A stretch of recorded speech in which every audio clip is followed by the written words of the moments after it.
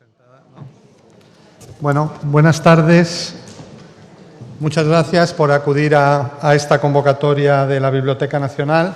Iniciamos un ciclo libro, mujeres y feminismo desde la idea de que parte de las tareas de la biblioteca es suscitar pues algunos temas de debate, de algunos mensajes de temas de interés y en este caso pues pensando que la biblioteca pues es una institución que ha estado siempre muy ligada a los temas de la mujer por razones obvias que se irán desarrollando durante todas las charlas y que la mayoría de ustedes se imaginan y que eso, por otro lado, pues también nos hace volver sobre un tema que es un tema crucial de nuestro tiempo, uno de los fenómenos sociales más importantes probablemente del siglo XX, ¿no? y de lo que llevamos del XXI.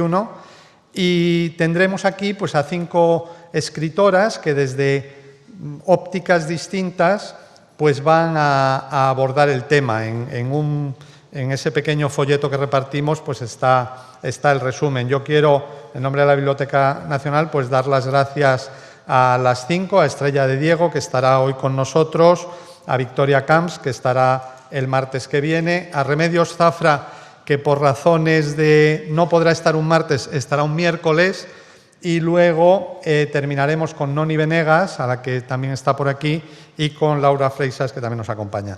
Bueno, son 5 miradas distintas y arrancamos con Estrella, que además titula Somos como miramos. Bueno, pues empezamos con esa idea y para todas, y especialmente para Estrella, que soy la protagonista, pues les pido un aplauso de bienvenida.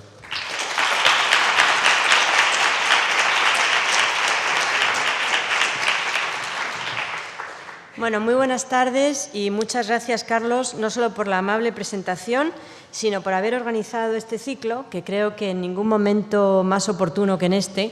El otro día oía en la radio que alguien decía que hace unos cuantos años, y por esa ley que todo el mundo sabe a qué me refiero, tenía que correr detrás de la policía y nadie le podía decir que en el 2014, después de los 70, tendría que volver a correr delante de la policía. Así que me parece que el feminismo no solamente está siempre ahí, sino que está ahí necesariamente y creo que tiene que estar mucho más ahí de lo que está en este momento probablemente, y de eso también quiero hablarles, ¿no? De qué pasó cuando el feminismo se convirtió en historia de género. Entonces doy las gracias a Carlos, a la Biblioteca Nacional. Para mí volver a la Biblioteca Nacional en calidad de conferenciante, pues la verdad es que de verdad es muy, muy emocionante, porque me he pasado tantas horas de mi vida aquí en calidad de lectora que me parece que, y leyendo sobre estos temas de los cuales vamos a hablar hoy, que me parece que realmente, bueno, pues voy a ser un poco autobiográfica, pero solo al principio, no se preocupen, ¿eh? Y luego también porque las personas que me acompañan, las colegas con las cuales tenemos el placer, al menos por mi parte, de compartir el ciclo, es fantástico, y les doy las gracias a ustedes en la sala donde también hay muchísimas personas conocidas, amigas y feministas, con perdón. Así que muchas gracias a la biblioteca por haberlo organizado y desde luego es un honor y un placer para mí formar parte de este ciclo. Así que estos días pasados, mientras daba vueltas un poco a cómo organizar la charla, me he puesto a pensar en el título de la charla, ¿no? Los libros, las mujeres y el feminismo, y se me ha venido a la cabeza mi imagen en 1981. Primero ha sido un shock, porque me he dado cuenta que eran 30 y tantos años de ser feminista, que me ha dado como un poquito de agobio, y se me ha venido a la cabeza mi imagen cuando estaba en la biblioteca preparando mi tesis doctoral, 1981, imagínense ustedes, cuando la hacía además bajo la dirección del profesor Bonet Correa. Y digo eso porque en este momento, si no hubiera sido él, nadie me hubiera dirigido una tesis sobre mujeres pintoras en el 19, porque parecía un tema absolutamente abstruso, exótico, en fin, todo lo que uno puede imaginarse. No sé si entonces era feminista, ahora que intento pensarlo. Solo sé que no me gustaba lo que me habían enseñado en la carrera y lo que veía, sobre todo también en la vida cotidiana. 1981, cada vez se parece más lo que vemos ahora, por cierto, incluso anterior a 1981. Andaba un poco errática, probablemente, entre otras cosas porque pensaba que tenía una misión, esas cosas que uno tiene un poco de delirio juvenil, ¿no? Que tenía que sacar a flote a esas artistas que habían estado olvidadas a lo largo de la historia en España.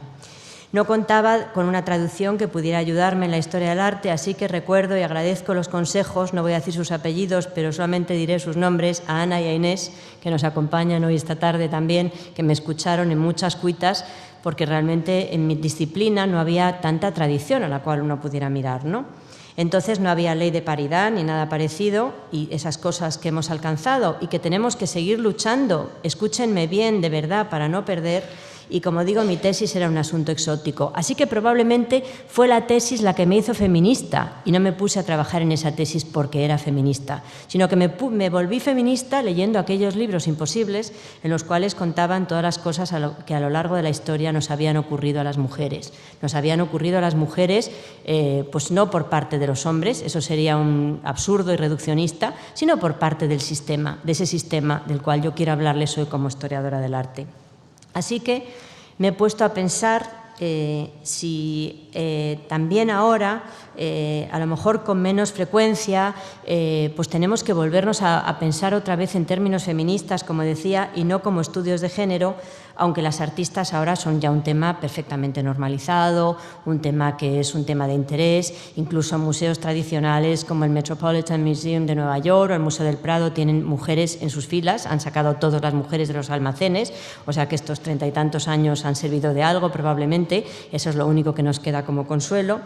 Y la respuesta es, sobre todo, me he preguntado si yo sigo siendo feminista, a pesar de que en muchos casos ya no me dedico estrictamente a los estudios de género, y por ahí va a ir un poco la charla también, y la respuesta ha sido que sí, que sigo siendo muy feminista en mi mirada, que una vez que uno se convierte en feminista, una vez que la teoría de género, el feminismo, como cada uno quiera verlo, te enseña a mirar, aprendes a mirar de una forma tan distinta que no puedes volver a mirar como mirabas antes. Creo que esa es una experiencia que muchas seguramente podemos compartir en las experiencias particulares de cada uno de nosotros. Te enseña a mirar el mundo de un modo que realmente, bueno, no lo hubieras mirado si no te hubieras dedicado a eso. Así que incluso cuando escribo sobre Warhol, o sobre todo cuando escribo sobre Warhol, sigo escribiendo libros sobre feminismo, como les voy a ir a contar a continuación. Así que hoy vuelvo a la Nacional, y es para mí una fiesta y un honor y un placer, porque es una especie de casa y de templo. Creo que para todos la Nacional es una especie de casa y de templo, una institución que está por encima de todos nosotros, donde en aquellos 80, preparando la tesis, pasaba muchas horas sola, muy sola, créanme, y creo que eso también es un asunto que tiene que ver con los libros, las mujeres y el feminismo, pasar muchas horas sola leyendo aquellos libros de abusos a las mujeres, todo lo que históricamente había ocurrido con las mujeres, llenas de consejos de cómo complacer a los maridos. Eso leía, por ejemplo, en Doña Pilar si no es de Marcos, un tratado de educación femenina bien conocido, y en ese momento decidí que no iba a complacer a ningún marido, que ni siquiera iba a negociar con ningún marido probablemente. Ya ven ustedes los efectos del feminismo aplicado a la historia del arte, y eso que eran solo pintoras y un tema exótico. Pero bueno, vamos a dejar las bromas y sobre todo la nostalgia en este regreso a la Nacional para hablar del tema que me hizo pasar en la sala al menos 5 años de mi vida en esta institución sin salir casi para nada, solamente para ir a casa y escribir, pero era un poco la continuación de la lectura. La escritura es siempre la continuación de la lectura. Permítanme que para hablar de libros, de mujeres y de feminismo empiece con un mapa. Y empiezo con un mapa porque lo que yo quiero contarles esta tarde, además de estas pequeñas anécdotas personales que me han servido de introducción, es cómo ha cambiado el feminismo, mi mirada y cómo ha afectado la historia del arte, qué es lo que yo he aprendido viendo los libros, yo y creo que el resto de las personas que se dedican a la historia del arte. Así que empiezo en el año 1929, hay que seguir con asuntos radicales, porque evidentemente el tema que tenemos entre manos, no ya ahora, que digo que está completamente normalizado, afortunadamente, pero en el año 81 sí era radical. En Bruselas apareció un mapa del mundo que, si lo observamos con atención, está a punto de revolucionar la mirada colectiva.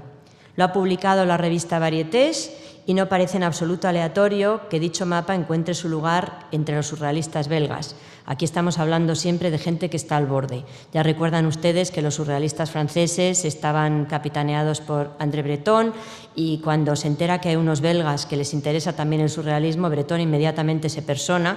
Breton para mí simboliza ese discurso hegemónico y patriarcal que es el que rige la historia del arte. Por eso somos como miramos, o sea, esa mirada inocente a través de la cual miramos es una mirada que está muy connotada, como vamos a ir viendo, y de eso me gustaría hablar. Entonces, como digo, André Breton inmediatamente se va a Bruselas y los belgas le dicen que no están nada de acuerdo con lo que dice, que no, que muchas gracias, que le dan las gracias por la invitación, pero que prefieren mantenerse al margen. Eso también es un territorio interesante, ¿no? Mantenerse al margen, intentar mantenerse al margen, no convertirse en un nuevo discurso hegemónico. De ahí los problemas de la teoría de género, que hablaré también.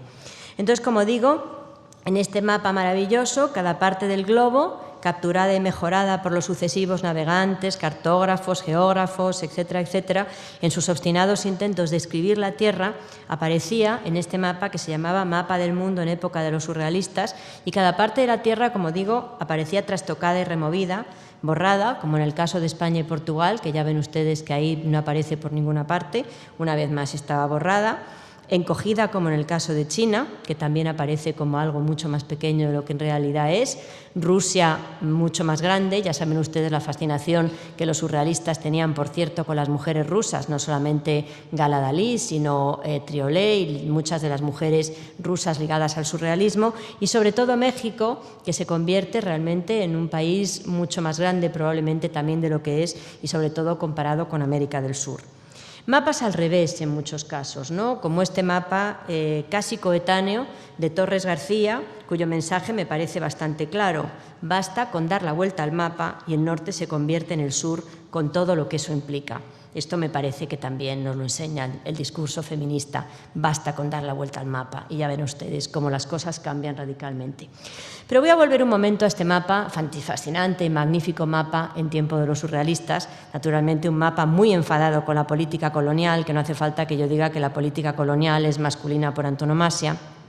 Una caprichosa línea del Ecuador que aparece ahí ondulante y en la cual pues entra lo que de repente se ocurre, ¿no? Lo que de repente se les ocurre, entra y sale de la línea del Ecuador, crea una especie de nuevo orden mundial, pero nuevo orden mundial positivo y no negativo, como muchos de los nuevos órdenes mundiales que hemos ido conociendo, y además me parece que es interesante que, a pesar de que está escrito desde Bélgica, digo escrito porque creo que es un mundo que está escrito, hay solamente una capital, dos capitales, mejor dicho, París y Constantinopla. Me parece que tampoco aquí tenemos que hablar mucho de la política colonial, ¿no? Las dos únicas capitales que aparecen, sobre todo interesante la comparación en tiempos de disturbios en la geografía colonial de Occidente.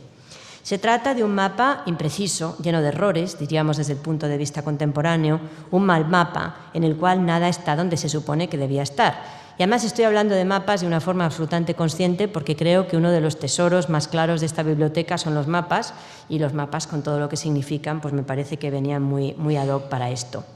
Así que, como digo, el geógrafo Harley en los años 90, y acuérdense ustedes de las fechas porque mi teoría va a ser que es el feminismo el que pone en solfa el sistema, y más concretamente una mujer que es Linda Nochlin en el año 71, pues eso, en los años 80 los geógrafos se ponen manos a la obra e intentan reescribir el mundo, y Harley dice: un buen mapa es un mapa preciso. Harley muerto desdichadamente prematuramente, y sigue diciendo: la percepción habitual de la naturaleza de los mapas es que son espejos, una especie de representación gráfica de ciertos aspectos del mundo real. Hasta aquí la cita.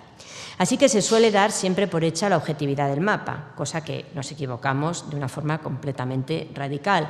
Y en este mundo en este momento, en esta lectura del mundo, empieza el malentendido, que me parece que es fundamental para entender las mujeres, los libros y el feminismo dentro de la historia del arte, porque, como dice el título, somos como miramos.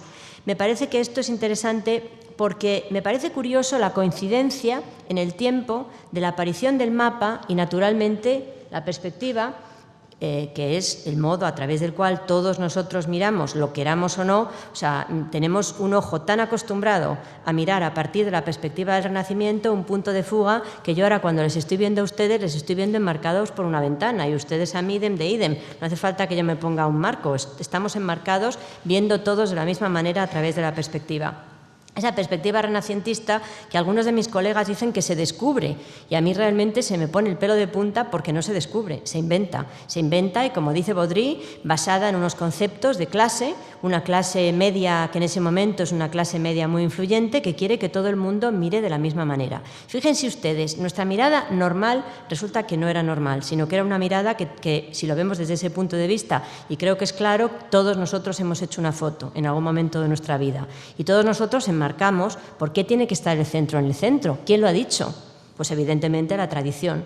Entonces, a partir de ahí, todo se puede poner en solfa, y creo que esa es la contribución que la historia del arte puede dar a la sociología del arte y sobre todo a la vida cotidiana.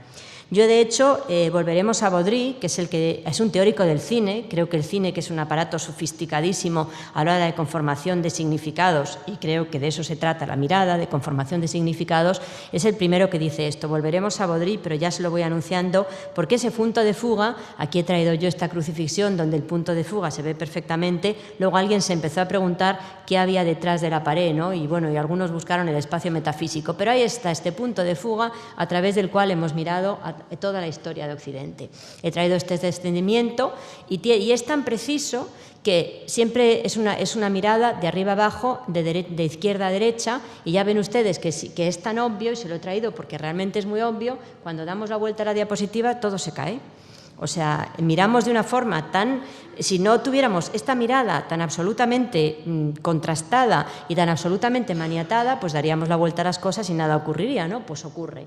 Yo siempre bromeo diciendo que esta escuela de Atenas de Rafael es tan perfecta, todo encaja tan estupendamente que cuando hacemos la misma operación casi ni se nota, porque es tan matemática que mientras Van der Weyden se nos cae todo y entonces es como una especie de turbamulta absoluta, pues cuando vemos la escuela de Atenas es mucho más cómodo lo que está ocurriendo, ¿no?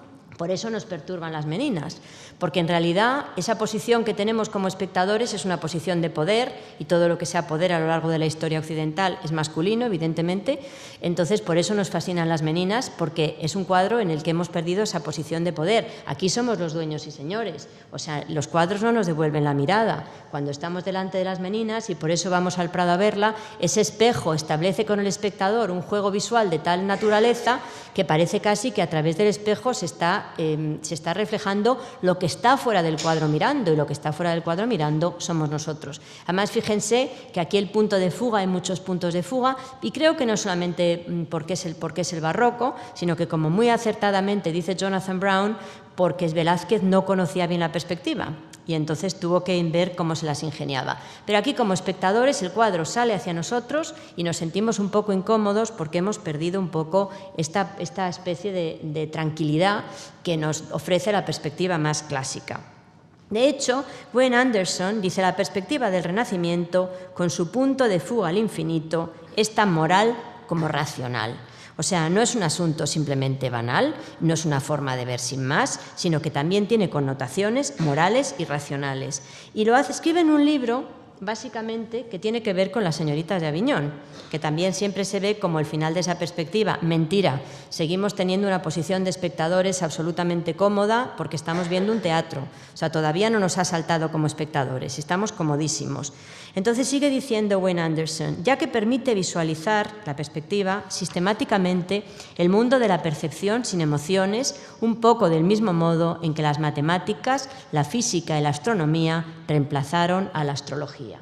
Y sigo hablando, evidentemente, por boca del Renacimiento. Es ese mismo cambio que se va verificando en los mapas.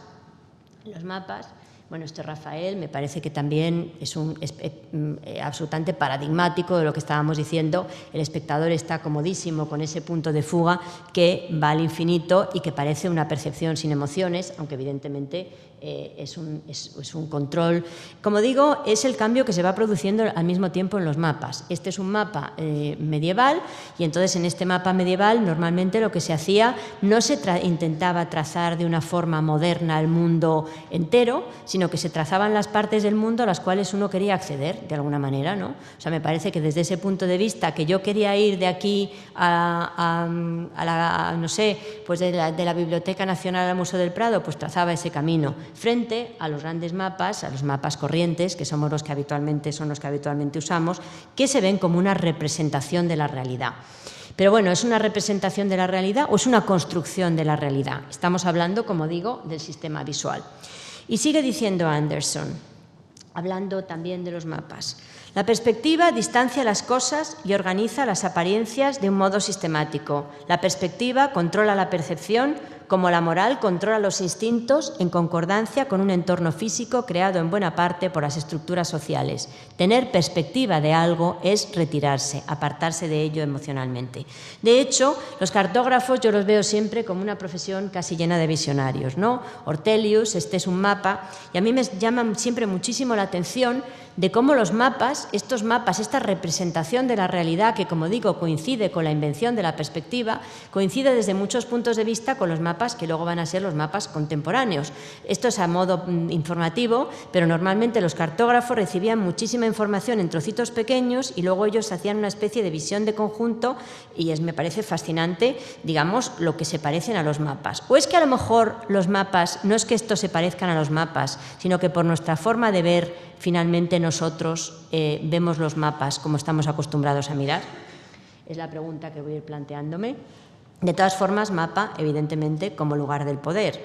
En este caso, lo he buscado de una forma muy cuidadosa, una mujer como forma explícita de poder. Estoy hablando, naturalmente, de Isabel I de Inglaterra, que está pisando sus colonias, las partes del Reino Unido que en ese momento empezaban a formar parte de esa expansión, digamos, insular, y entonces ahí aparece pisando el mapa en este retrato maravilloso, como digo, de la reina Isabel I de Inglaterra, o esta tarjeta deliciosa y terrible de Banks, uno de los botánicos que acompañaba al capitán Cook, haciendo una tarjeta de visita con el mapa de Islandia, se apropia evidentemente de Islandia, ¿no?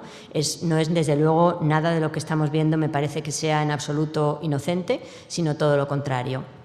Así que debido a estas cuestiones, en los últimos simplemente 18, 20 años, se ha abierto un debate que estaba animado por el geógrafo al cual yo antes me aludía, que es Harley, en el cual pues, van sucediéndose, digamos, las preguntas sobre muchas cuestiones que se habían entendido como objetivas, sobre todo a la hora de mirar, que es un poco el territorio en el que yo me muevo entre las mujeres, los mapas y el feminismo. En la cultura occidental, entre otras la matemática, hoy en día sabemos perfectamente con la etnomatemática pues, que las cosas no son imparciales, sino desde luego no hay ninguna imparcialidad de los mapas, ni muchísimo menos.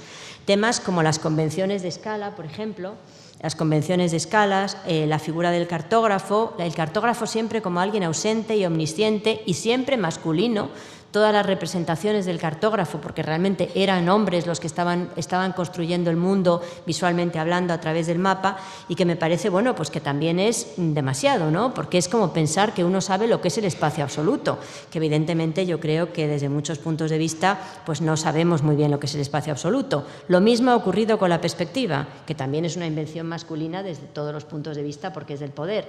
Desde el siglo XV, pasando evidentemente por el siglo XVIII, aunque esto es muy interesante, este juramento de los Horacios es muy interesante, porque aquí ya ven ustedes que hay un mínimo cambio visual, ¿no? Claro que sigue reinando la perspectiva, etcétera, pero si se fijan hay un mundo de hombres y un mundo de mujeres, ¿no? A la derecha están las mujeres haciendo de mujeres y a la izquierda están los hombres haciendo de hombres, ¿no? El dolor y el poder, o el dolor y la fuerza, hablando, por cierto, de construcciones culturales. En este caso concreto, es que además no he tenido ni que rebuscar mucho para buscar estereotipos, es que lo que me ha costado realmente es encontrar a Isabel I encima del mapa, el resto salía muy fácil, ¿no? Aquí, pues, ¿qué está haciendo esta mujer semidesnuda? Buena excusa para desvestirla, pues evidentemente guiando al pueblo, ¿no? Y el resto de las mujeres, pues no hay. Bueno, era una batalla, también es cierto que era una batalla, ¿no? O cuando las mujeres de repente, siguiendo siempre esa perspectiva, aquí no se está rompiendo nada hasta bien entrado el XIX, pues están los impresionistas, Renoir, con este tipo de mujeres que también están ahí un poco plein air desde muchos puntos de vista, pero bueno. En este sentido, resulta, si no curiosa, esa conceptualización del espacio que, como antes estaba diciendo, tiene mucho que ver con el Quattrocento italiano. Y el Quattrocento italiano, evidentemente, es algo que es una clase media, que obviamente estamos hablando del Quattrocento italiano, una clase media en ascenso, masculina, desde cualquier punto de vista, que es donde se establece el sistema visual. Entonces, al ser una estrategia de representación de la realidad, pues acaba por ser lo que la clase dominante quiere que todo el mundo, a través de lo cual todo el mundo, a través de lo cual todo el mundo mire. Lo recuerdan Smith y Katz también, porque dicen que ese espacio absoluto que rige toda la actividad cartográfica no surge en un vacío, sino en este contexto al cual yo me estoy refiriendo. En pocas palabras, el espacio es masculino por definición. Y quizás por eso a las mujeres pintoras, en pocas ocasiones se les ha dejado ocuparse del espacio. Yo he traído aquí un ejemplo de alguien también bien conocido para los historiadores del arte, que es Maruja Mayo, y Maruja Mayo siempre se dice que es una pintora surrealista. Bueno, a mí que me digan dónde está el sueño y el poeta trabajando en estos dibujos preparatorios. Lo que pasa es que las mujeres tradicionalmente no se pueden ocupar del espacio porque el espacio es la matemática, el espacio es la precisión, etcétera, etcétera. Por eso no podía no traer estas imágenes maravillosas de una cartógrafa malgré ella misma, que es Nora Borges. Iba a decir una broma, ¿no? Iba a decir la hermana de Jorge Luis Borges. Pero bueno, Nora Borges, que mandaba muchas veces estas postales, estos mapas, a su marido Guillermo de Torre, muy ligado a España, muy ligado también naturalmente a la Revista de Occidente, y que le pintaba siempre un poco estos mapas, que eran unos mapas premodernos, podríamos decir, no eran un poco los mapas, pues como casi los mapas medievales. Pintaba lo que le interesaba mostrar de Buenos Aires, ¿no? ¿Y por qué las mujeres no pueden ser cartógrafas, como no pueden ser abstractas? Esta es una carta que escribe a Guillermo, en el cual realmente le va contando pues cómo cada uno de nosotros trazaría aquello que necesitamos, ¿no?, para contar nuestro relato. Esta es otra cartógrafa, un pequeño dibujo que mandaba en una especie de tarjeta mapa, Tarsila do Amaral, hablando de cómo las mujeres, desde muchos puntos de vista, pues transgreden lo que supuestamente les toca como parte de su historia, ¿no? El mapa es un espacio patriarcal y la perspectiva es un espacio patriarcal, y por eso la subversión de Nora Borges es doble, porque al subvertir el espacio, cuando lo hace particular, privado y sobre todo cuando se hace dibujante de mapas, juega también a tener un control del espacio que evidentemente no es el que le corresponde. Y naturalmente es patriarcal y es colonialista. Yo aquí he traído otra imagen, bueno, ya ven ustedes que también sabía dibujar mapas a la manera de los mapas tradicionales, ¿no? Pero los ponía de repente colores, los ponía de repente un toque, digamos, de diferencia con esa mujer que está sujetando de repente, está sujetando el mapa, muy al modo también de muchos mapas que ponían de repente los distintos personajes, y este es un mapa de Nora Borges que ha desaparecido completamente de la historia, hasta que una mujer, May Alcalá, retomó estos mapas de Nora Borges, los hizo reaparecer desde muchos puntos de vista, y ahí de repente reapareció estos mapas que son mucho más interesantes que cualquiera del resto de sus dibujos, ¿no? Como digo, habría sobre todo también un tipo de tradición que sería muy importante para los jóvenes artistas latinoamericanos y más concretamente argentinos. Este es precisamente Cuitca. Esos especie de colchones que hay ahí son mapas en los cuales se hace un juego que yo creo que es un juego muy contra el sistema colonialista y patriarcal, que en un momento determinado están todas las localidades hasta que llega a Buenos Aires, y cuando llega a Buenos Aires no está. La idea de que falte el lugar fundamental es un modo de retar al sistema, me parece que desde cualquier punto de vista. Y esto es lo que hace Cuitca en un momento determinado, intentando mirar las cosas de una manera distinta, ¿no? Pero ¿qué es lo que ocurre? Este es otro mapa de Nora, me parece que, bueno, que son unos mapas realmente interesantes, sobre todo la idea de la cartógrafa, ¿no? Cuando yo me pongo a pensar en los mapas de Borges, siempre tengo la tentación de pensar quién realmente influía a quién. Si era Borges con sus mapas el que influía a Nora, o a lo mejor ese otro Borges del cual siempre está hablando no es el otro Borges, sino la otra Borges, ¿no? Siempre me pongo a pensar en la relación que hay en este tema concreto, ¿no? Pero bueno, a lo largo de la historia, en esa mirada absolutamente impuesta, las mujeres hemos estado ahí para ser miradas. Las mujeres no éramos la mirada, sino las para ser miradas. Eso es lo que dice la historia del arte más tradicional y eso es lo que dice la pintura más tradicional. Y desde luego eso es lo que hacen los pintores más tradicionales. En este caso concreto son tan para ser miradas que evidentemente son unas esclavas de mercado absolutamente observadas, mercado de esclavas de 1867, En este sentido, bueno, pintura orientalista, evidentemente, y en este sentido están para ser miradas, que en realidad son esas fantasías del harén que tenían los orientalistas, que es un problema más de la sociedad completamente distorsionada, en la cual en muchos casos estamos, o a través de la cual en muchos casos estamos mirando, porque se pueden ustedes imaginar que las fantasías del harén no tenían nada que ver con las fantasías del harén. Hace unos cuantos años, en el Centro de Cultura Contemporánea de Barcelona, hubo una exposición muy interesante que comisariaba Fatema Mernissi, la escritora marroquí, y en esa, me acuerdo, esas fantasías de los harenes, que hay siempre mujeres blancas, o sea, esclavas raptadas, en muchos casos, podríamos decir, que están siendo observadas por alguien que se queda fuera de la escena, pero ¿cómo fuera de la escena? ¿Cómo van a dejar que un occidental mire un harén desde dentro? ¿A quién se le ocurre que eso pueda ocurrir? Y entonces yo me acuerdo que había algunas imágenes muy interesantes en las cuales aparecían mujeres pues como con calcetines, como muy informalmente vestidas, sentadas charlando. O sea, eran fotografías de un harén contemporáneo, contemporáneo de los años 60 o así, o los años 50, que todavía sobrevivía creo que en Turquía, creo recordar, y entonces era una idea muy distinta. Pero aquí están las mujeres para ser vistas. La bella mujer blanca occidental, que evidentemente está representado de una forma muy naturalista por un hombre que se queda completamente fuera de la escena, que está mirando fuera de la escena, lejos de su realidad próxima, y sin embargo estas descripciones tan pulcras nos están engañando completamente, ¿no? Porque evidentemente están hablando de un deseo profundo y apremiante, el deseo loco de ver lo que nadie ve, y que eso es lo que la mirada de Occidente siempre quiere ver, que ve lo que nadie ve desde el punto de vista de esa mirada jerarquizada, colonialista, dominante, etcétera, etcétera. Así que, en el fondo, toda nuestra mirada occidental, historias sobre historias de dominación y fantasías a esas mujeres exóticas que se cubren o se descubren, como en este caso, y que desde luego no son nunca como hubieran debido de ser. En esta pintura de Gerome, en el mercado de carne, las cosas, como digo, por parte del artista se mantienen completamente a distancia. O sea, él está fuera de la escena y lo que está diciendo, quedándose fuera de la escena, es, bueno, yo no tengo que ver con eso. Estoy a salvo, yo soy un occidental que no tiene nada que ver con este tipo de prácticas. ¿Pero es esto así, en esta mirada perversa de la cual yo estoy hablando?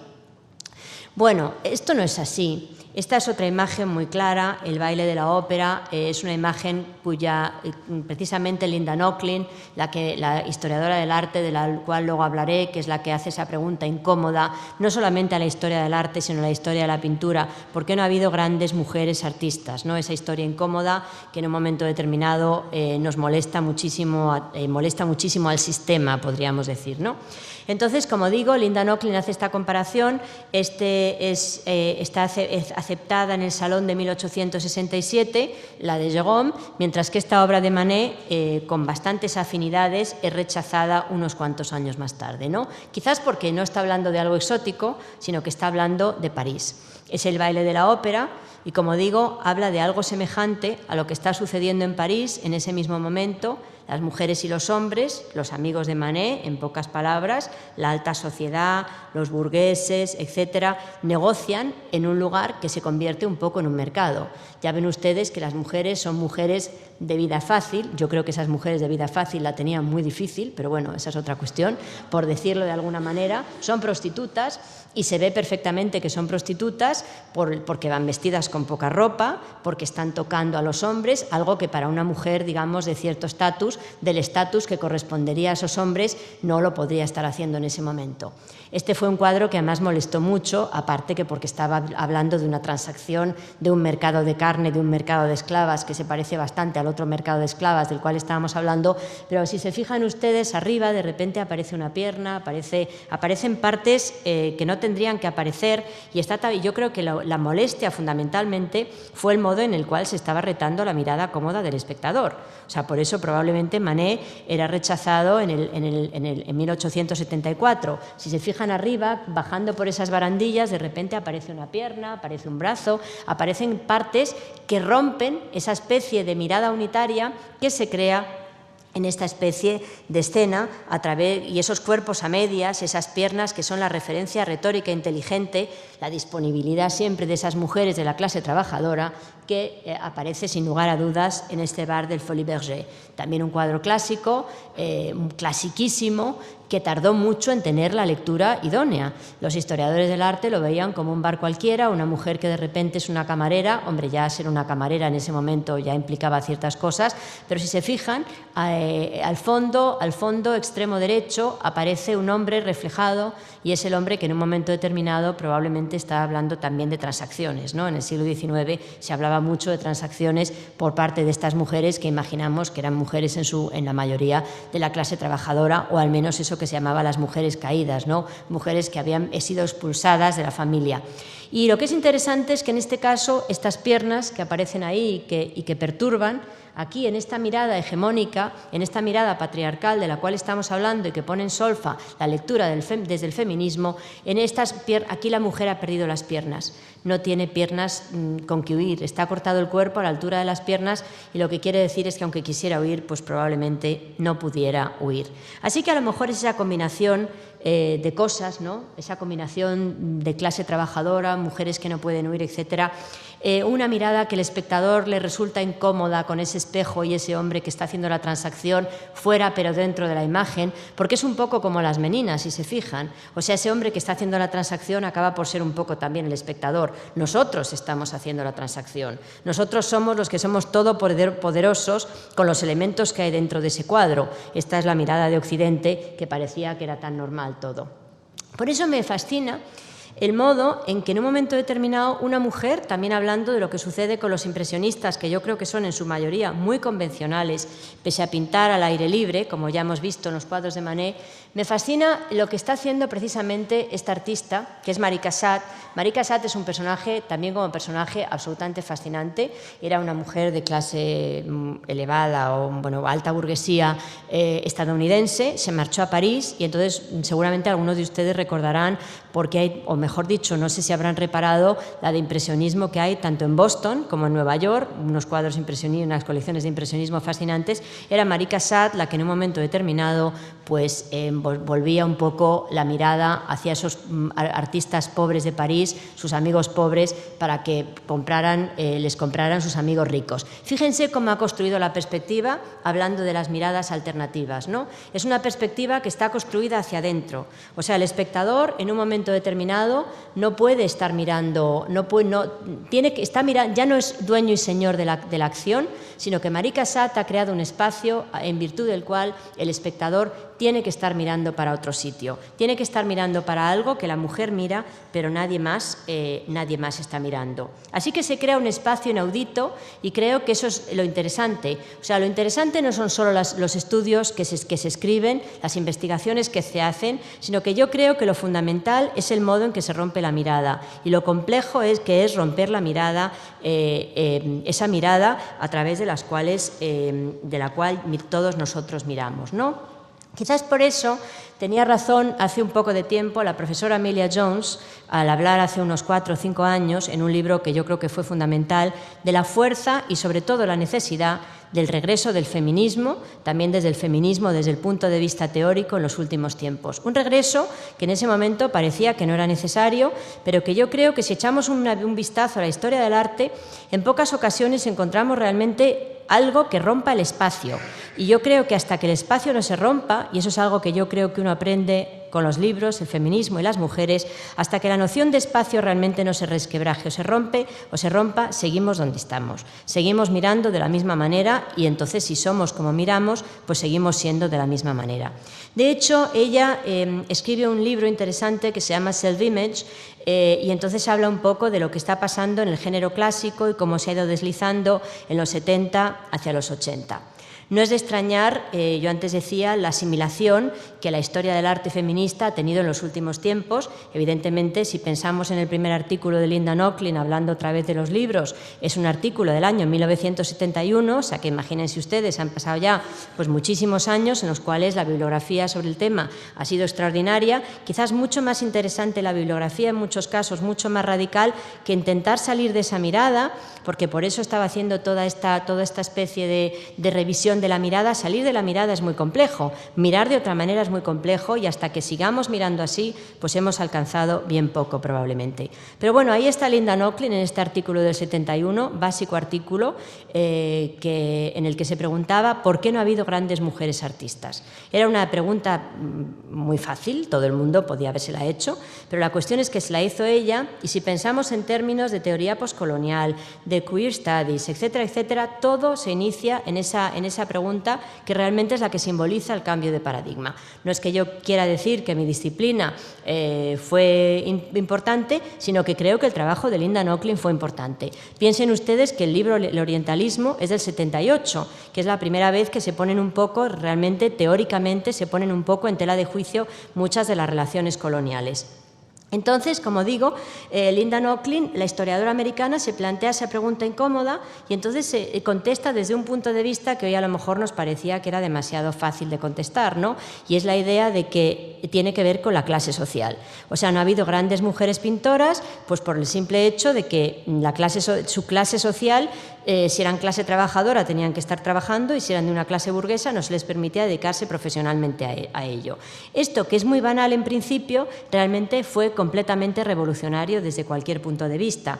Y se diría que a lo largo de los años, todas las preguntas que al menos en mi disciplina se han ido haciendo, pues desde los queer studies, les decía antes, o sea, los estudios que revisan ese paradigma que es blanco, clase media, heterosexual, masculino, pues tienen muchísimo que ver con aquella pregunta de Linda Nochlin. Como digo, los visual studies, todos evidentemente se están reformulando lo que yo creo que es fundamental para entender la misión y la labor del feminismo en los últimos años, y es la mirada, el modo en que Occidente, donde todo es visual, somos una sociedad fundamentalmente visual, el modo en que esa mirada, desde todos los puntos de vista, nos controla y controla hasta límites insospechados.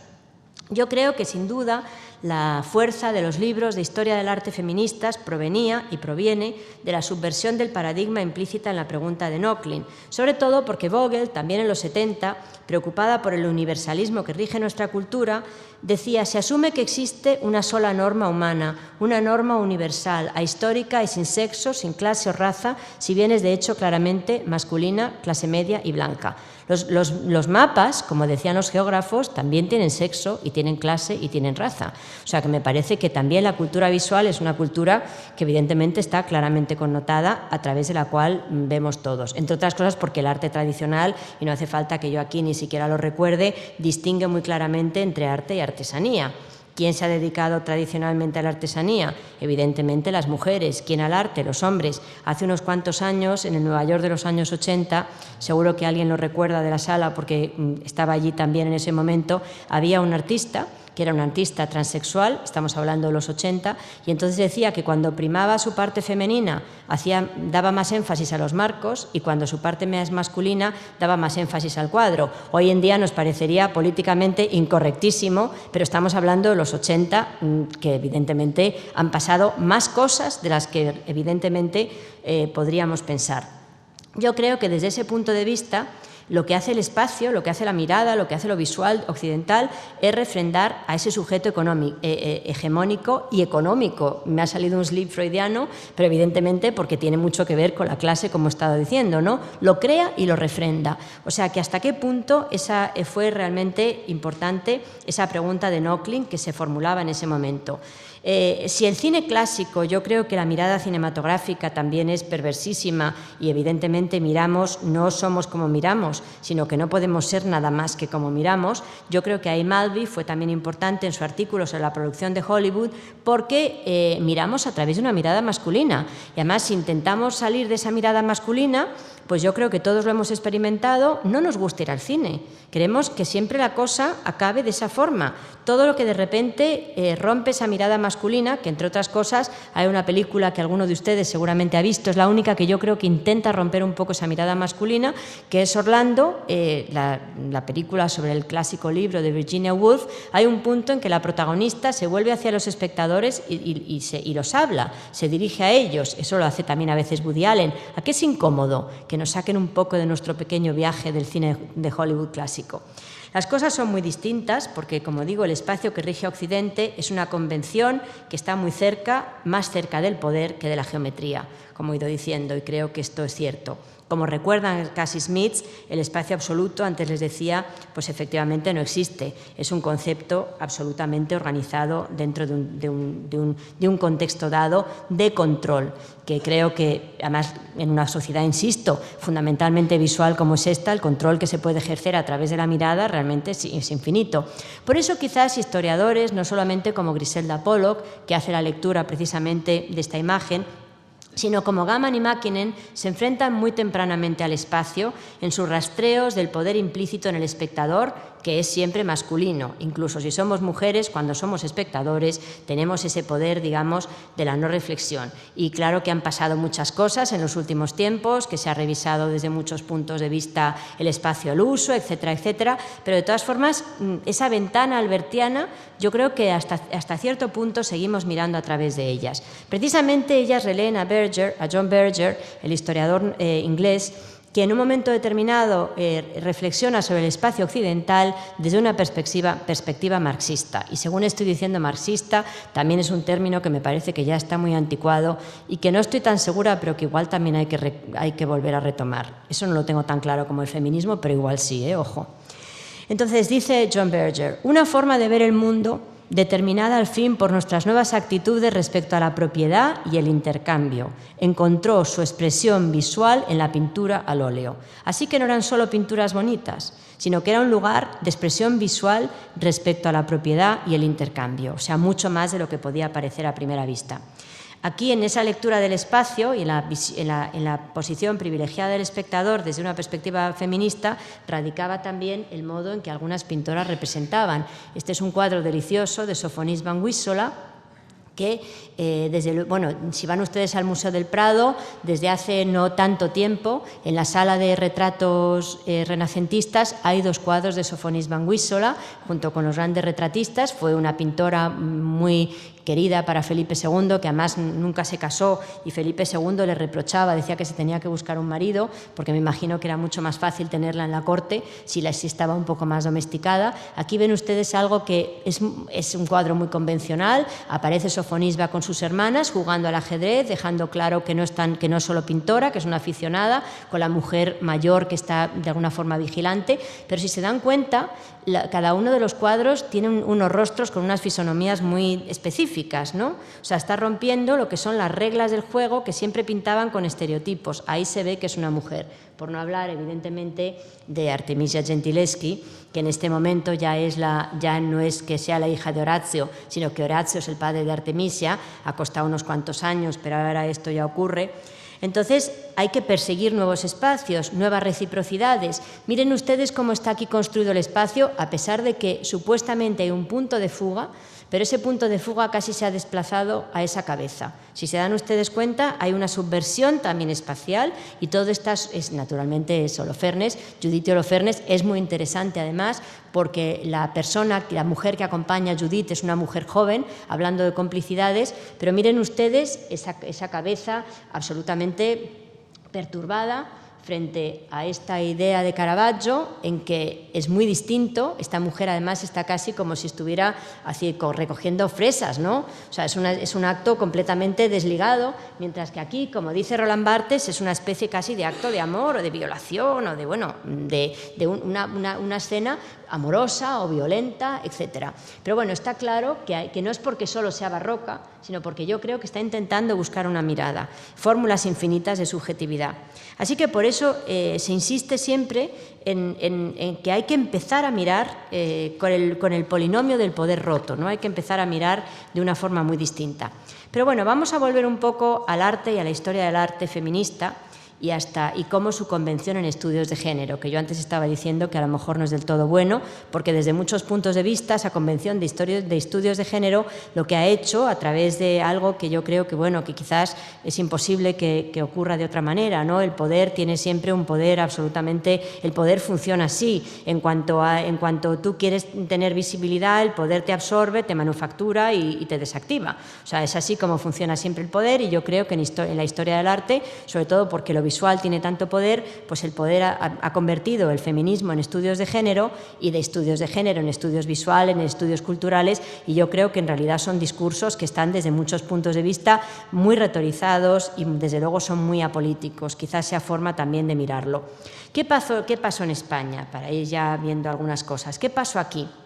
Bueno, aquí llegó todo un poco tarde, como nos pasa con todos, ¿no? Los estudios de género llegaron quizás un poco tarde y, sin embargo, no fue así realmente. Imaginen ustedes que Linda Nochlin estuvo en Barcelona en el primer col·loqui de Historia de la Dona. Estuvo en el año 1986, o sea que tampoco había pasado tanto tiempo.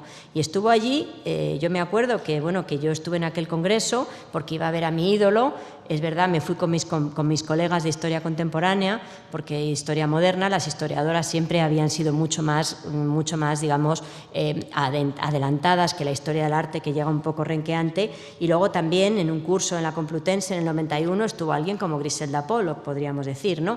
Pero me parece muy interesante el giro que los estudios de género o la teoría feminista ha dado en la historia del arte en España, porque desde que yo empezaba aquella tesis en el año 81, luego hubo una especie de vacío en el que bueno, quizás no hubo mucha producción, pero antes había habido, también en la Universidad Autónoma, había habido en el año 84 un seminario de estudios de la mujer que se había dedicado a las mujeres en el arte. Claro que a lo mejor muchos de los textos no eran tan interesantes o no eran tan feministas, porque no había llegado suficiente información, pero me parece interesante que se organizara y que precisamente Manuela Mena, en este momento conservadora del Museo del Prado, hace mención diciendo: la escasa bibliografía sobre esta materia en nuestros estudios de historia del arte, a los que no se parece no haber llegado aún la onda expansiva del feminismo histórico, artístico, americano. O sea, que había una conciencia de que estaba pasando algo importante, que se estaban escribiendo libros importantes respecto a este tema, y que poco a poco se normalizaría. Pero yo creo que aquí, igual que en muchas otras cuestiones, pues hemos sido a lo mejor, como historiadores del arte, posmodernos antes de ser modernos. Esto yo creo que ha pasado un poco en muchas disciplinas en este país, ¿no? Y entonces pasaban cosas tan locas como que estaban muchos textos de Judith Butler, que es como, digamos, la última o penúltima generación de historiadoras del arte, historiadores de la cultura de género, y sin embargo Linda Nochlin tardó muchísimos años en ser traducida. De hecho, se incluyó en una exposición no entero, además el artículo, en una exposición de la Fundación Mafre, y hasta entonces, al menos hasta donde yo sé, no había sido publicado. O sea que ahí nos damos cuenta que había habido una cierta disfunción, podríamos decir, ¿no? ¿Qué hacer desde la periferia? ¿Cómo actuar? Bueno, esto evidentemente hizo que no tuviéramos un aparato teórico suficiente para darnos cuenta de qué mujeres habían sido feministas. Esther Ferrer me parece un caso muy claro dentro del contexto. Yo creo que Esther Ferrer era claramente feminista, pero como no teníamos el aparato crítico, de ahí la importancia que tienen los libros y el aparato crítico también en las lecturas, pues probablemente no nos dimos cuenta de la importancia que desde cualquier punto de vista tenía Esther Ferrer, ¿no? Es algo que yo creo que en muchos casos es el privilegio, entre comillas, privilegio de las periferias, ¿no? Llegar un poco a destiempo. Yo creo que Esther Ferrer está haciendo un proyecto absolutamente feminista, o que al menos plantea cuestiones que tienen que ver con el género, pero solo en los últimos años ha sido rescatada. Un caso concreto también es el de Lena Sins, podríamos decir, ¿no? Entonces, faltaron esos libros y yo creo que, bueno, que quizás tardaron en llegar esos libros desde muchos puntos de vista. Bueno, sigo con la mirada, ¿no? Sigo con todas estas miradas que también en la fotografía, si se dan ustedes cuenta, siguen mirando de la misma manera. No podemos salir de la mirada. Este escapa, Guerra Civil Española, seguimos en una posición de privilegio, aunque hay veces que también aquí el espacio está hacia adentro, se cambia algo, ¿no? Pero miren ustedes, este es Cartier-Bresson, una fotografía documental donde las haya, pura fotografía documental. Y entonces, si es una fotografía documental, ¿por qué en un momento determinado sigue con las leyes perspectivas que en un momento determinado están funcionando, ¿no? Déjenme que me detenga un poco en Rodchenko y vaya acabando con esta imagen de Rodchenko, donde se han roto las leyes perspectivas casi por completo. Rodchenko, estamos hablando de los años 20, en un momento determinado pone también en tela de juicio, porque no solamente las mujeres van a poner en tela de juicio el espacio tradicional, evidentemente esto es una historia que no es de mujeres y de hombres, sino de alguien que está intentando buscar respuestas. Rodchenko decía que no se podía hablar con los nuevos héroes con los viejos puntos de vista, y esto es precisamente lo que hace. Si tengo que hablar de nuevos héroes, voy a empezar a hablar con nuevos puntos de vista también, ¿no? De eso sabe mucho el feminismo, que a lo largo de su historia tiene que cambiar la mirada, o al menos nos tenemos que dar cuenta que tenemos que empezar a intentar mirar de otra manera, o que por lo menos estamos trabajando con una mirada importada que nos manipula. Por eso me parece interesante esto que dice Rodchenko, que me recuerda siempre a un verso del poeta Oden, volviendo a los libros. Creo que además es muy importante en este mundo contemporáneo volver a los libros, y volver a los libros desde la biblioteca, porque, bueno, cada vez más todo el mundo se fía de Internet, y antes, cuando uno hacía una búsqueda en una biblioteca, encontraba cosas que no sabía que existían, y eso era maravilloso. Entonces, volviendo a Oden, dice que nuestros libros de texto nos engañan, pero aunque nos engañen, quizás es lo único que tenemos, ¿no? Esto es un poco para mí los libros y el feminismo, y es un poco una forma de regreso a casa, yo diría. De regreso a casa, y he querido enseñarles lo que a mí el feminismo me ha enseñado, que nuestros libros de texto nos engañan y desde luego la mirada impuesta continuamente nos manipula. Así que en esta sesión de la Nacional pues me he puesto a recordar mis 30 y tantos años de feminismo, de mirada feminista, que han tenido mucho de soledad y de quedarse a la intemperie. Eso no se lo voy a negar el día de hoy. A lo mejor yo creo que para que las historiadoras del arte contemporáneas pues estén menos solas y más acogidas. Pero un poco de intemperie también tiene la casa, por eso era la intemperie, pero al mismo tiempo era mi casa. Y como estaba hablando de libros, no quería no traer un libro.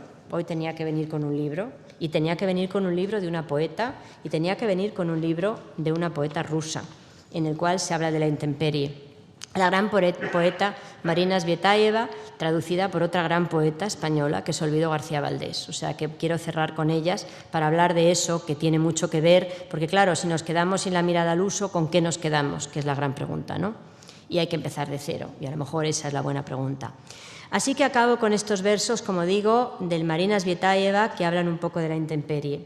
Hermano mío en los excesos, fiebre mía, escalofrío, mientras todos piden salir, tú dices solo, a casa.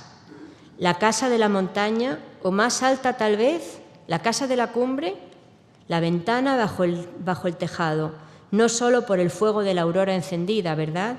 De nuevo, la vida, o sea, la exactitud de los poemas. Casa, es decir, ahí afuera, en la noche. Y eso, las mujeres, los libros y el feminismo, es un poco eso, a casa, es decir, ahí afuera, en la noche. Muchas gracias.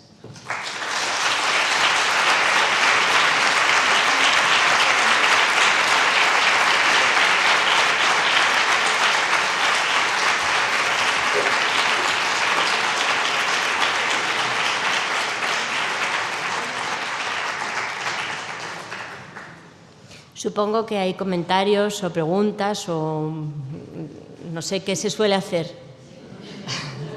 Directora, ¿qué se suele hacer? Pues entonces estoy encantada de compartir si alguien tiene algo que comentar o que preguntar o algo no ha quedado claro.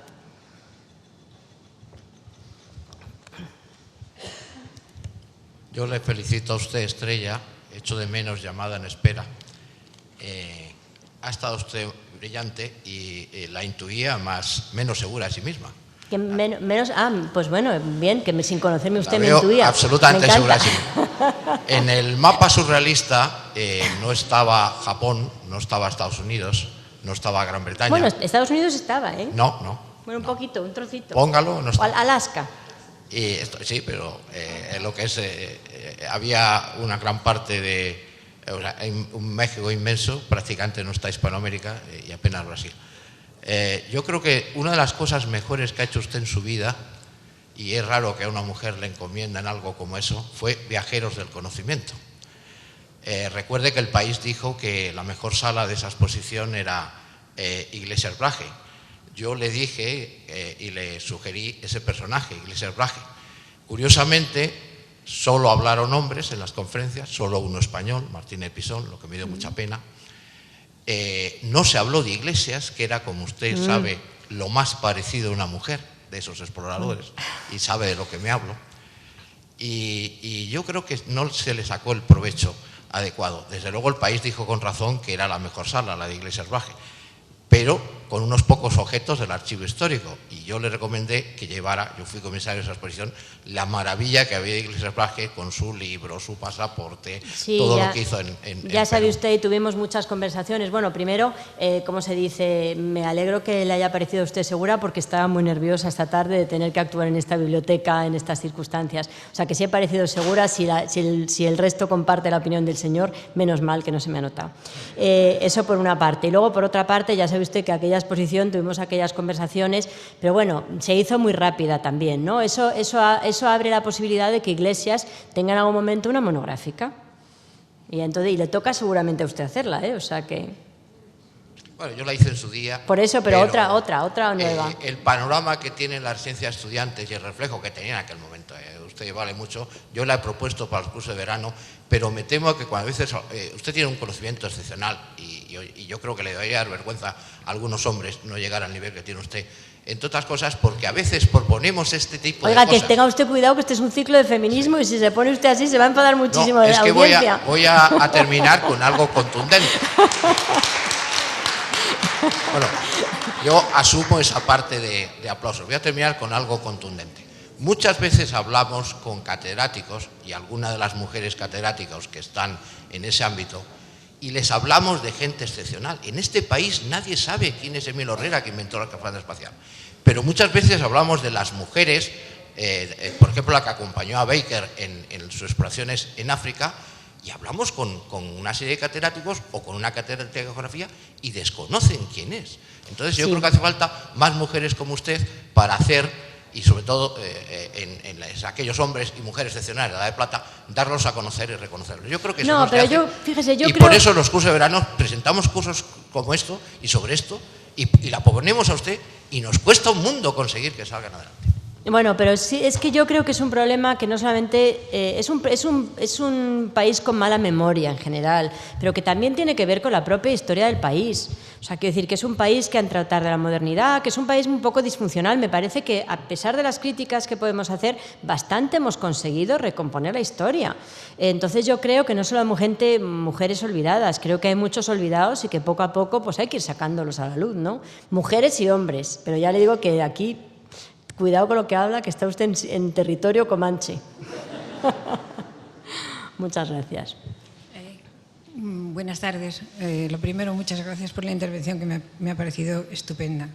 Pero quería hacerle un comentario sobre, al principio me ha parecido que ha tenido una visión, yo creo que demasiado optimista, de lo que es el mundo de los museos y del arte hoy. Y hablo de un tema que conozco bien, que es el Museo del Prado. En el Museo del Prado... Ha mencionado usted precisamente una de las pintoras, Sofonis Banguissola, que tiene 4 obras en el Prado, en la sala 56 precisamente, 4 obras que casi estaban allí antes de serle atribuidas y por eso quizá están allí. Otras 2 obras más tenían, una de Artemisa Gentileschi precisamente y una de Clara Peters que ha desaparecido hace 2 meses. Eso es todo lo que tiene el Museo del Prado. Pero de Clara Peters hay más obras, ¿no? Expuesta una. O sea, el museo tiene más, pero expuesta una y ha desaparecido hace 2 meses. Creo que están pensando en hacer una exposición sobre ella. Sí, van a hacer una exposición de Clara Peters. En otro tiempo, pero de momento ha desaparecido sorprendentemente.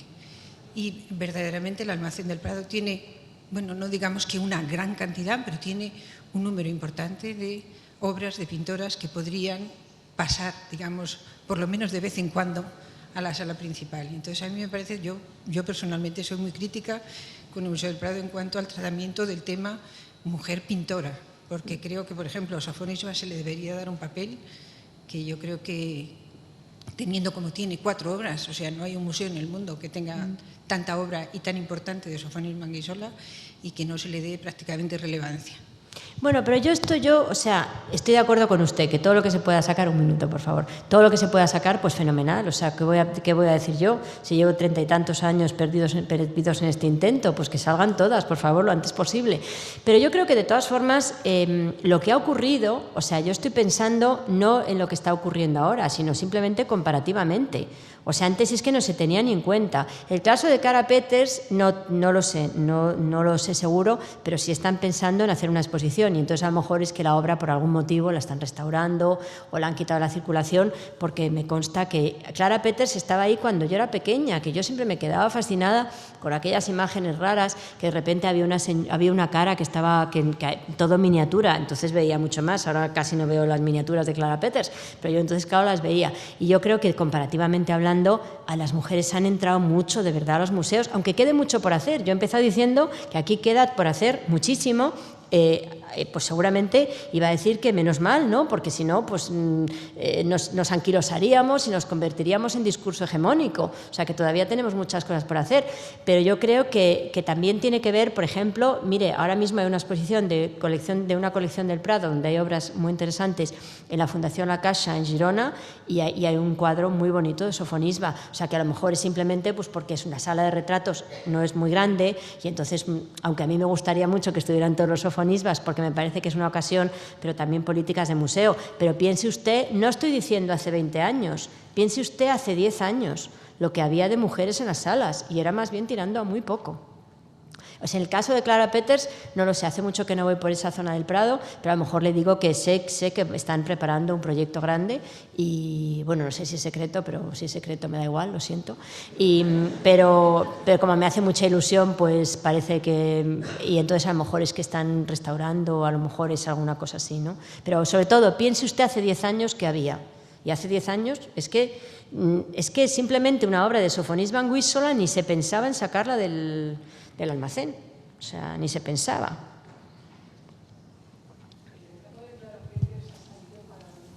Para el Gastrofestival. El retrato de Clara Peters lo he visto hace 2 semanas en un recorrido del Gastrofestival en el Museo del Prado, que se llamaba algo así como Dulces y Vino. Bueno, pues ya está. Y no, creen, lo han sacado a posta, pero creen que van a intentar mantenerlo, efectivamente. Porque yo creo, vamos, quiero decir que yo creo que Clara Peters... Claro, la primera vez que lo vimos de pequeñas es impresionante. Es impresionante. Y yo, vamos, quiero decir que yo creo que Clara Peters se ve como una de las bodegonistas plato fuerte de la colección. O sea, quiero decir que no lo sé, no lo sabía, pero yo creo que es una bodegonista, pues claro, bueno, y que además tampoco hay tantos cuadros. O sea, que el Prado tiene muchos cuadros para lo que son los cuadros de Clara Peters, que son más bien escasos, ¿no? O sea, que se ha ido un rato, pero vuelve. Pero sobre todo, piense usted hace 10 años. Es que tampoco hay que correr tanto. Hace 10 años es que nadie se planteaba siquiera pues que en un museo como el Metropolitan todo el mundo se ponga a rebuscar a ver qué mujeres tiene para ponerlas en las salas. ¿Que nos gustarían más? Pues sí, claro, pero bueno, poco a poco.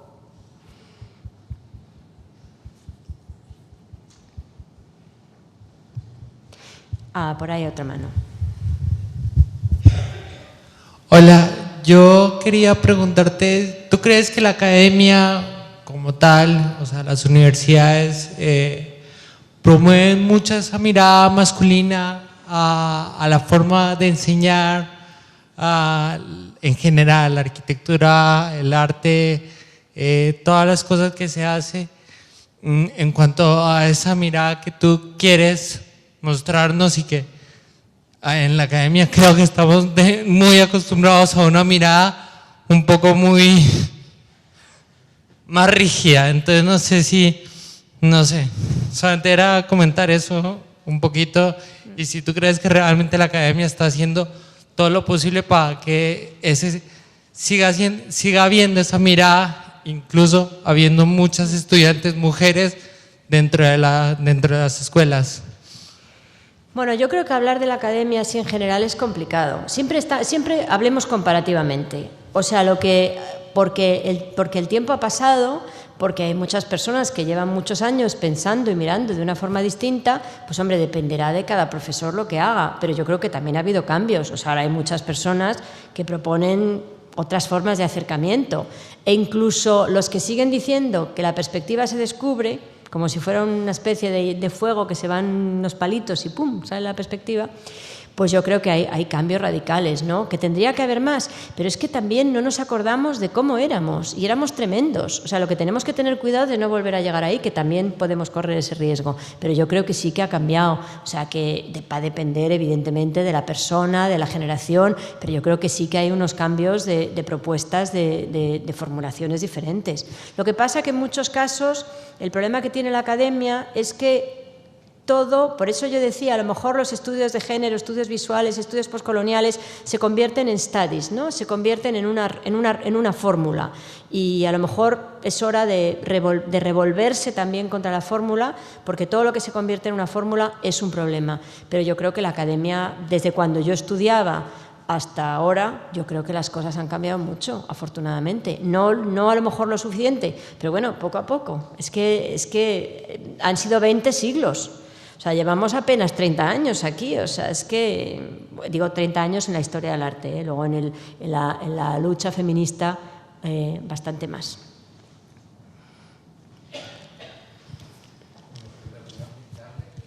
Un momento, que creo que necesitas micro porque creo que lo graban, no en streaming, pero lo graban. Gracias. Decía que primero felicitarle por este maravilloso recorrido a través de la mirada, y lo segundo, quería centrarme en las nuevas teorías de género, ¿no? Actualmente, en las teorías de género nuevas, teoría queer, la recuperación de Judith Butler. Entonces, se supone que estamos insertos en un periodo de investigación en el cual lo que se está haciendo es descubrir todo lo que subyacía a la supuesta normalidad, ¿no? Descubrir que realmente estamos en un sistema compuesto por binomios, masculino-femenino, blanco-negro, ¿vale? Entonces yo me pregunto, una vez hecho ese trabajo, que es en el que actualmente estamos estudiando muchos investigadores, ¿realmente estamos preparados para afrontar la ruptura de esos binomios, que también supongo que tendrá mucha relación con la ruptura del espacio? ¿Tenemos la suficiente capacidad como para investigar rompiendo binomios, rompiendo estructuras, sin masculino y sin femenino? ¿O si realmente estamos creando otras categorías culturales con distinto contenido? Bueno, yo creo que aquí hay un problema de base, y es que Occidente tiene un pensamiento binario y se siente muy incómodo en lo que no es pensamiento binario. O sea, no solamente referido a lo masculino o femenino, sino referido a que si estás vivo estás muerto, en fin, es un pensamiento binario. Entonces, desde los años 80 se está intentando pensar en todo en términos de la theory of vagueness, ¿no? De la teoría de la vaguedad, y todo lo que en un momento determinado pues, pensaban los filósofos en un momento determinado, pues diciendo cuántos pelos hay que perder para ser calvo, ¿no? O que son los territorios intermedios, ¿no? O sea, los territorios, digamos, que no están dentro ni están fuera, con los cuales nos llevamos muy mal. Entonces yo sospecho que puede uno aproximarse a reformular, pero yo creo que reformular de una forma muy radical es muy complicado, porque tenemos que quitarnos de encima todo el aparato. O sea, exactamente igual que cada vez que nos ponemos, hombre, Rodchenko rompe, pero cada vez que intentamos romper la mirada, todo se nos pone un poco, digamos, en contra. Entonces, yo creo que el ejemplo muy interesante respecto a esta cuestión es el ejemplo que nos dan los antropólogos, y más concretamente, con perdón, las antropólogas, aunque James Clifford era un hombre y replanteaba las cosas también desde muchos puntos de vista, y ahora digo por qué James Clifford, replanteaban las antropólogas diciendo, bueno, hay un impacto el impacto que el otro tiene sobre mí, pero ¿y el impacto que yo tengo sobre el otro? Entonces, cuando yo estoy reescribiendo la historia antropológica, estoy reescribiéndola para casa, y cuando la reescribo, hago un relato eficaz, y entonces estoy inventándome, primero, lo que me han podido contar, hasta donde me lo han querido contar, hasta donde yo lo he podido entender y cómo yo lo he traducido, con lo cual lo que llega después como trabajo antropológico, pues a lo mejor tiene poco que ver con la realidad, habla más del impacto sobre el antropólogo que de la verdad o autenticidad, por lo que sean esos términos, que yo no lo tengo muy claro. Entonces, cuando intentan hacer algunos experimentos donde quitan el relato eficaz y simplemente lo que ponen es una cosa detrás de otra, pues claro, tú lo lees y no te enteras de nada. Entonces, porque igual que cuando de repente nos rompen completamente el espacio, pues no sabemos mirar. O sea, es que todos, cuando hacemos una foto, centramos. ¿Y por qué el centro está en el centro? Pues porque hay una tradición visual. Entonces, eso que tú me preguntas, yo creo que es muy complejo, porque vivimos en una tradición que es completamente binaria, que es una tradición polarizada completamente, pero que yo creo que simplemente planteárselo, o sea, yo me conformo con que sepamos que esa mirada a través de la cual me están manipulando, yo sea consciente de que me está manipulando. A lo mejor es tan sencillo como ser consciente, y entonces ese es un primer paso. O sea, esto en realidad hace poco que estamos repensándolo, Quiero decir que, fíjate tú, yo creo que ni las Demoiselles d'Avignon rompen el espacio, ni Jackson Pollock lo rompe, porque no hay conciencia de ese espacio como un espacio, digamos, de la mirada, impuesto a la mirada. Entonces yo creo que probablemente el primer paso es ser conscientes, y yo creo que eso es en un momento determinado lo que hace Judith Butler, o sea, la idea de que ni siquiera masculino o femenino, ni siquiera ya feminista, sino una cosa intersticial, ¿no? Lo que está entre medias. Yo creo que, pero ¿qué ha pasado con Judith Butler? Pues que también se ha convertido en una moneda de cambio. Es que ese es el problema. O sea, vivimos yo creo que en una sociedad que es muy perversa. Pero yo creo que simplemente, poner un poco sobre el tapete el problema, decir que está, o sea, decir, caramba, cómo me gusta mirar así, porque es comodísimo, pero cómo me están manipulando cada vez que estoy mirando. Bueno, pues ya está, ya tenemos eso ganado. Pero lo que tú me estás diciendo yo creo que es muy complejo porque tenemos que dar la vuelta completamente a un pensamiento que tiene 25 siglos de historia, ¿no? y de vida. Y yo creo que todo lo que ha hecho gente como Butler o con la propia Emilia Jones hasta cierto punto, etcétera, de intentar no polarizar, funciona. El último libro de Emilia Jones, Self-Image, que como veo que tú estás en los temas, igual conoces, y si no para el resto, está muy fragmentado. Y entonces es un libro que no es muy eficaz de lectura al final. O sea, quiero decir que yo solamente conozco un texto que rompe con los esquemas de escritura, que es un texto fragmentario, fragmentado, que hay que leer leyendo, que es Las ensoñaciones de la mujer salvaje, de Len Sik-Su, que rompe completamente con los modos de escritura, pero lo rompe de un modo brillante, porque hay que leer leyendo, ¿no? No se puede, es un libro que no se puede subrayar, digo yo siempre de broma, pero eso pasa una vez cada mucho. O sea, eso yo creo que... Y ella rompe con el sistema binario completamente, o sea, pero eso pasa una vez cada mucho y hay que tener mucho talento del cual la mayoría carecemos, o sea, que ese es el problema, ¿no? Bueno, ¿alguna otra cuestión o cerramos, la directora? Cerramos. Pues muchísimas gracias de verdad por su atención a todos ustedes.